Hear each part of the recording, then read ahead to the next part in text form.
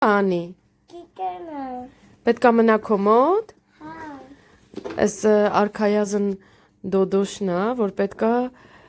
շաբաթվա վերջին օրերին մնա մեր տանը, հյուրընկալվի, քնի, զարթնի, Անին իր համար պետք է հոգ տանի, ասենց ավանդույթ կա դպրոցում, առաջինից երկրորդ դասարանի աշակերտները հերթով ամեն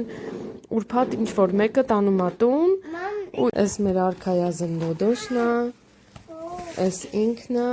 ասենք մեջի ինչ կա, ինչ ենք անելու մենք, այստեղ իր հիգիենիկ պարագաներն են, որ պետք է իր ատամները լվանանք, Անին պետք է իր համար հոգ տանի, այստեղ մյուս աշակերտները որ տարել են, գրել են, թե իրանք ինչ են արել դոդոշի համար, ինչ խնամք են արել, որ շատ հավես ժամանակ են ունեցել, խաղացել են, գիրք են կարդացել իր հետ, մենք էլ պետք է գրենք անպայման, այս էլ գիրք է, որ դոդոշի համար պետք է կարդանք երևի, գիրքն էլ վերաբերում է, թե ինչպես մեկին խնամում ես, դրա մասին է, opasser for ein dag, երբ որ ինչ-որ մեկին մի օրով պետք է խնամես, այստեղ մեկ էլ հիշողության խաղա, memory,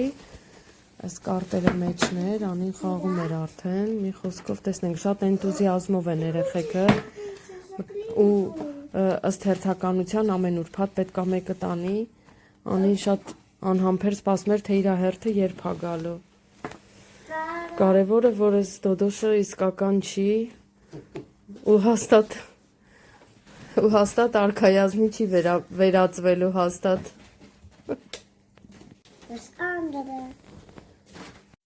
Անի տանում ես հետ,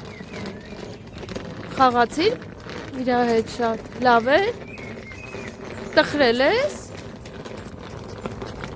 չես ուզում տանենք իրան, շատ հետաքրքիր ավանդույթ է, որ հենց այս տարիքից իրենք սովորեցնում են, թե ոնց պետք է հոգ տանես անծանոթ ինչ-որ մեկի համար, տետրի մեջ գրել ենք, որ հուսով ենք, որ ևս մեկ անգամ կարողանանք հոգ տանենք արքայազն գորտի համար։